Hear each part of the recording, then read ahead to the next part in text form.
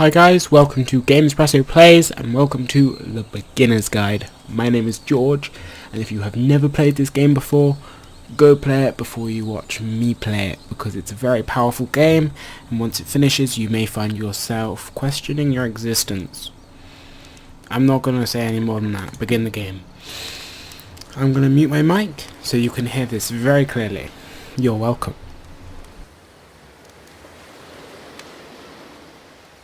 Hasn't started yet. Great. Well done, George. Hi there. Thank you very much for playing The Beginner's Guide.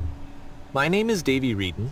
I wrote The Stanley Parable, and while that game tells a pretty absurd story, today I'm going to tell you about a series of events that happened between 2008 and 2011. We're going to look at the games made by a friend of mine named Coda. Now, these games mean a lot to me. I met Coda in early 2009 at a time when I was really struggling with some personal stuff, and his work pointed me in a very powerful direction. I found it to be a good reference point for the kinds of creative works that I wanted to make. So just to start you off, this is, I think, the first game he ever made. It's a level for Counter-Strike. You can walk around here, by the way.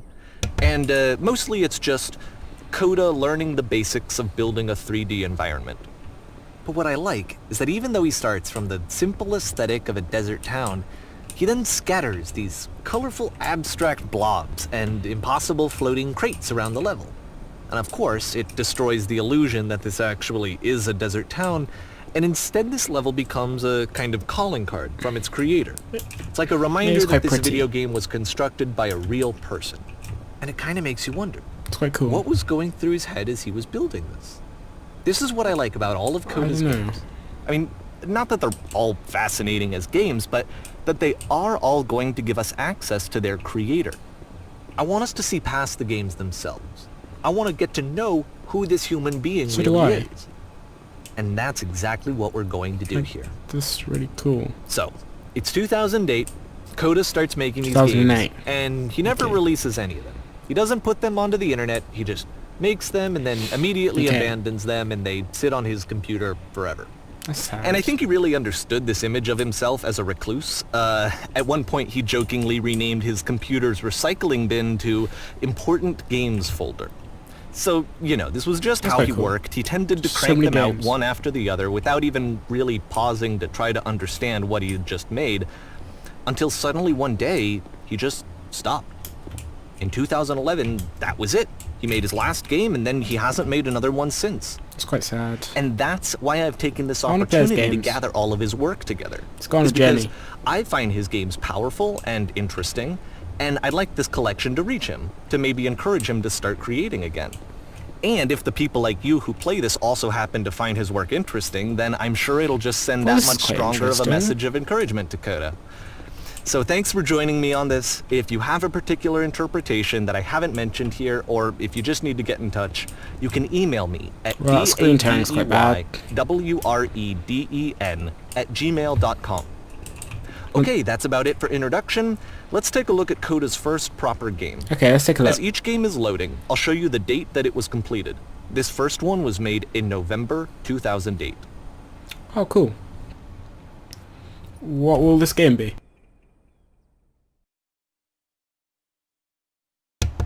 Oh, that coughing's annoying.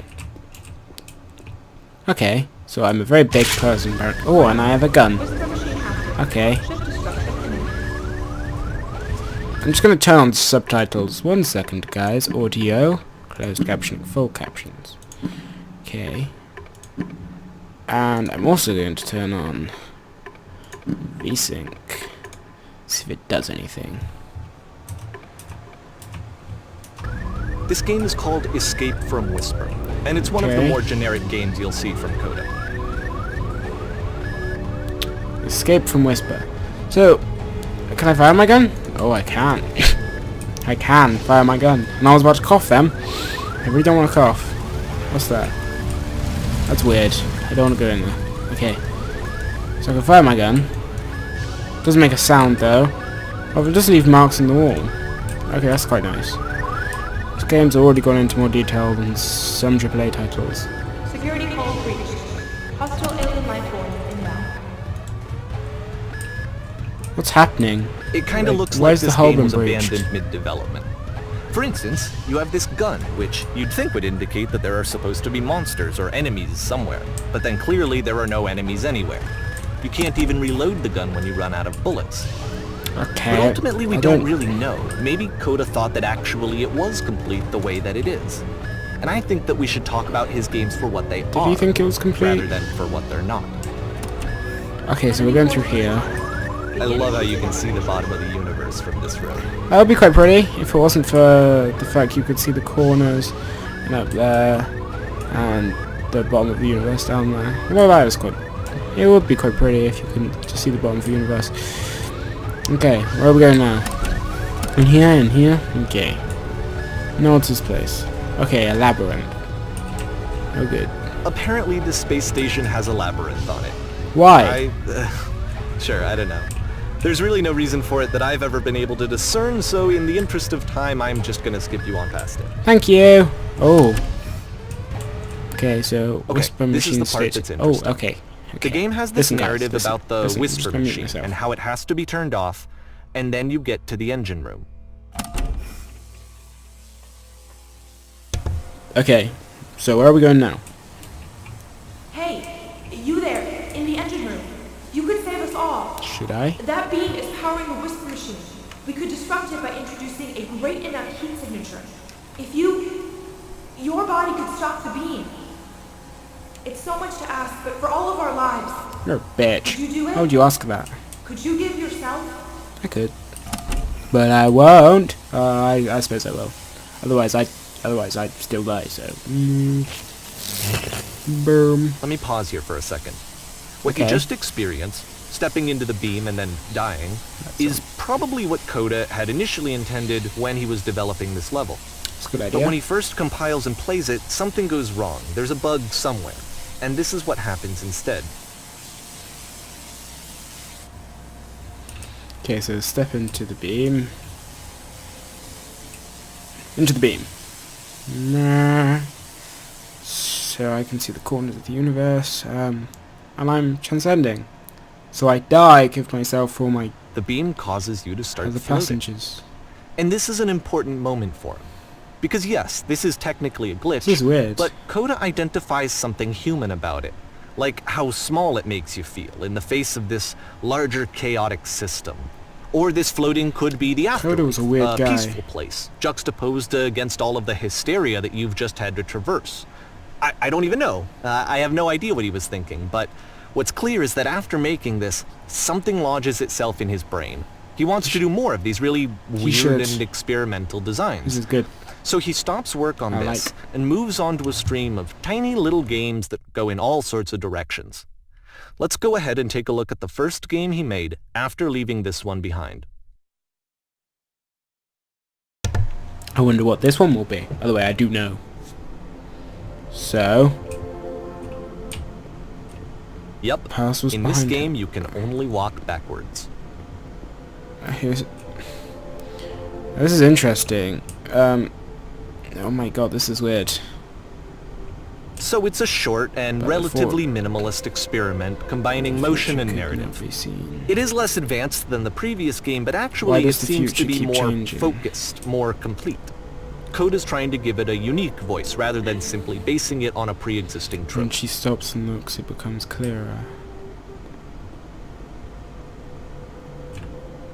But if the future is always behind her, how will she find the strength to confront it? It's a short little thought, it says like what it it. wants to say, and then it ends. Didn't need anything more than that. Which to me is why it works, because it gets out quick. Okay, next one. That was good. I enjoyed that. Okay, what's this? Right, let's walk down the path. Okay, so the path expands as I walk down it. You are now entering.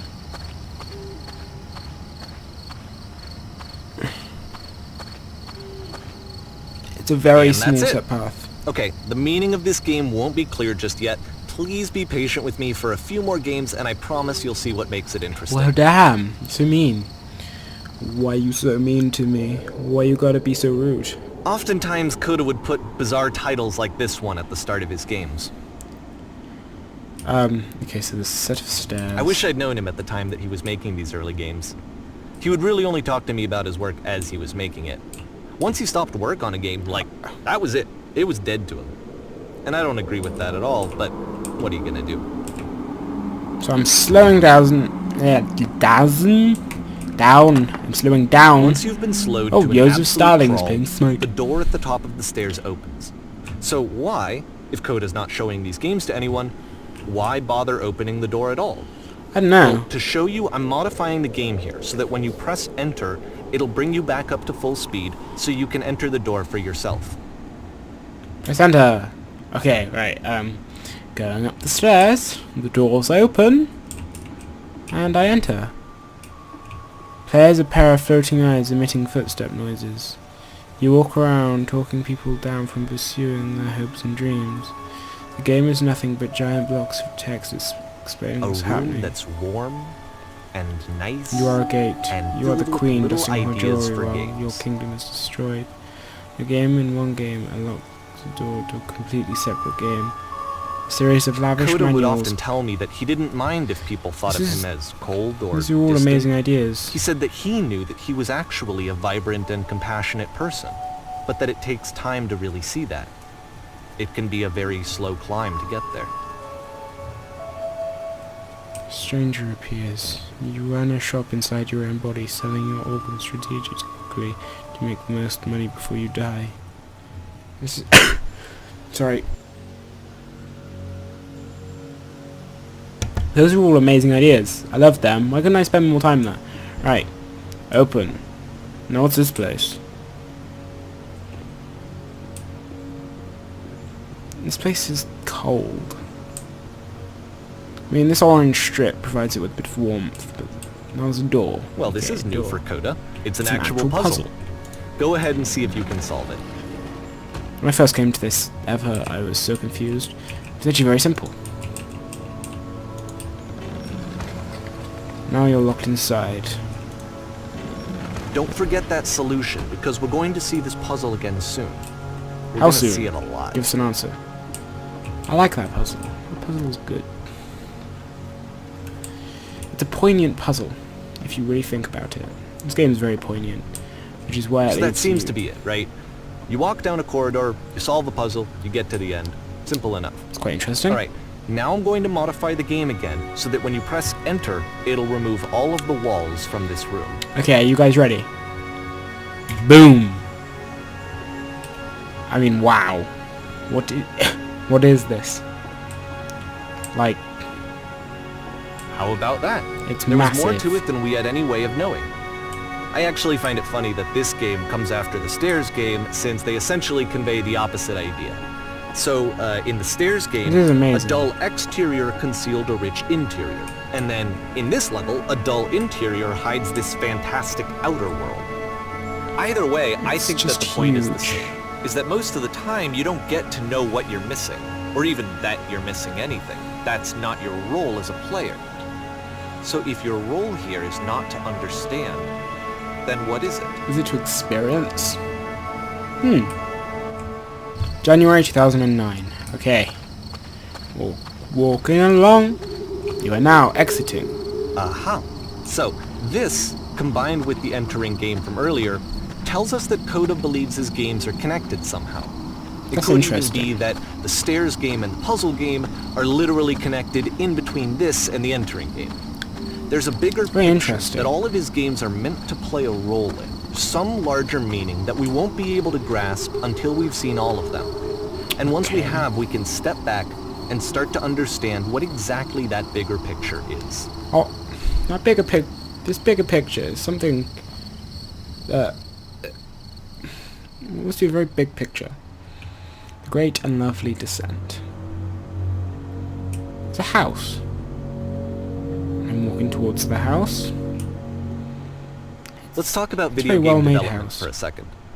Every video game runs on what's called an engine, which determines what the game can and cannot do. So in other words, the engine is a set of tools for game development.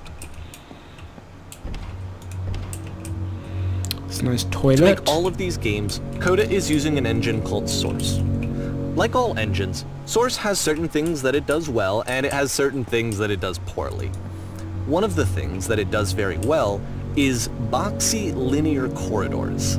That's why so many of Coda's games are set in these large, flat, empty rooms, is just because he's working with what the engine does well. Nah, it's too scary, let's go up here. The tools available to the creator shape what kinds of creative work they're going to end up making. So, you might consider paying attention to the architecture in Coda's games, to notice how they seem to stem from an engine that's very good at producing linear, boxy corridors. The reason why I'm not talking much is because this game, it's all about its narrative. I mean, let's accept it. The narrative of this game, and all, like, even Galactic Cafe's game, is the Stanley Parable. This is made by the same maker as the Stanley Parable. Ow, I slipped. Yeah, so this is made by the same guy as the Stanley Parable, and they're just so narrative driven. You can't really convey them properly when you play them. But I just love playing them for some reason. This game's so interesting. It's just a prison now. At this point, it's literally just a prison. And it's horrific. It's just this horrific idea of just being trapped. It's just horrible Eastern Bloc setting. Now you literally are trapped. Prison, funny enough, in Coda's original design, the doors stayed shut for a full hour before letting you go. If you don't mind, I think we're gonna skip that. Thank you very much, Davey. You're a very nice guy. But this is something that he and I seriously, a argue full about hour. a lot. You know, whether a game ought to actually be playable, whether it means anything if no one can get through it. And I would always defend that, you know, all this work goes into the game, why not make it playable and accessible? And so we just got into heated arguments over it, and there was one time that after one of these conversations, he went home, and a day or two later, he sent me a zip file entitled Playable Games. What was that was full of hundreds of individual games, each of which was just an empty box that you walked around in, and nothing else. Believe me, I played every single one of those just to find out if there was like a gag hidden somewhere. There wasn't. There wasn't.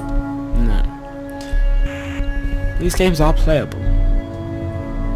With the help of Davey, he's made them playable, but they're still very, very poignant. Like, now, he said they did boxy corridors very well, but you can see this curved architecture. It's just very interesting how at this point he just includes this curved architecture, and it's the puzzle again, sure why. With the exact same solution as the last time.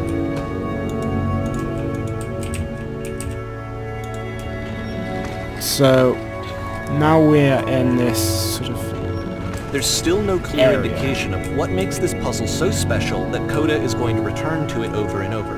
But I promise I'm not sure. I'll share with you my interpretation very shortly. Thank you.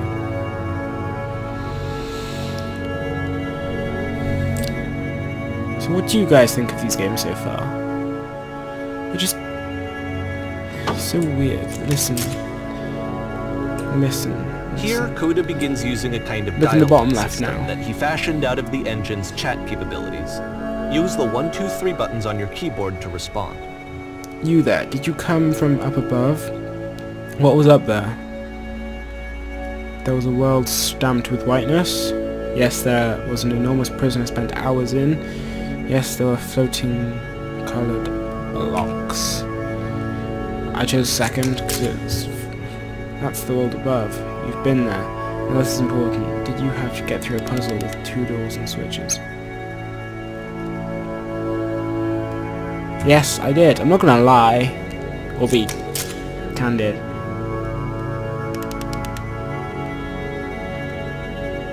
Trust me, you don't want to go over there. Okay, I did like that though. I'm a horrible person. You must think harder, please. It is so important that we get out of here. We must escape this prison. Can you think harder?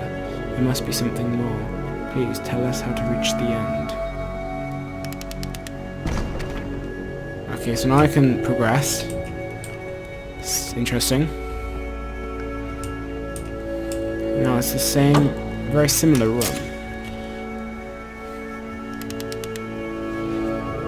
Hello, how did you get here? Was there a puzzle you had to pass through? Yes. In fact, he gives us those like options to lie. It's very interesting.